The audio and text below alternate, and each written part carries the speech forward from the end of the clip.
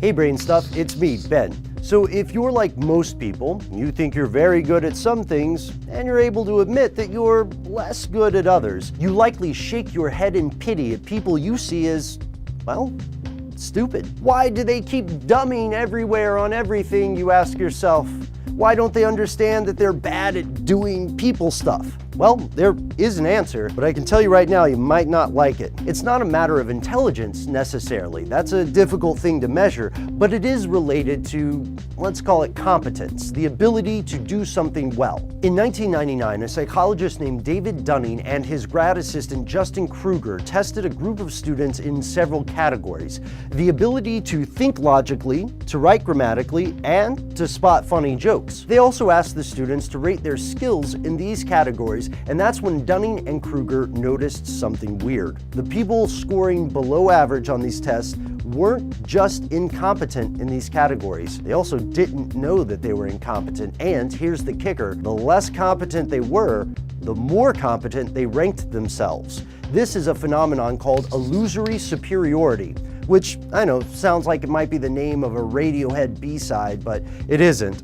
As far as we know, we checked, right? Instead, this is a cognitive bias wherein people tend to rate their own abilities as above average. Multiple studies have proven this effect in everything from firearms to college debates to med students' opinions of their interviewing skills.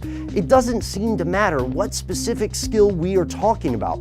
The less a person knows about this given thing, the more likely they are to overestimate their knowledge. Philosophers throughout the ages have contemplated this idea, like Bertrand Russell, who famously wrote, "The trouble with the world is that the stupid are cocksure and the intelligent are full of doubt." I think that's what his voice sounded like. And here's another weird thing: people with actual competency are likely to underestimate their abilities. Researchers believe this modesty comes about because competent people are just much more aware of how much they don't actually know, as well as an awareness of their field in general. This all goes back to one primary thing: metacognition. Metacognition is the ability to be aware of and understand your own thought process.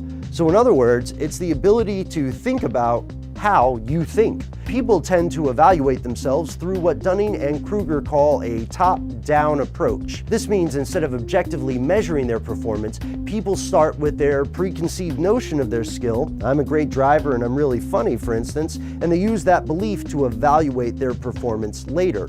But what do you think? What are you honestly, really, sincerely, genuinely good at? Do you know anyone who's maybe a little too confident in their abilities? Thanks so much for watching. If you enjoyed this video, toss a like my way. Just click down here. And while you're down there, it's handy, hit the subscribe button too. Let me know what you would like to hear more about in the next episodes of Brain Stuff.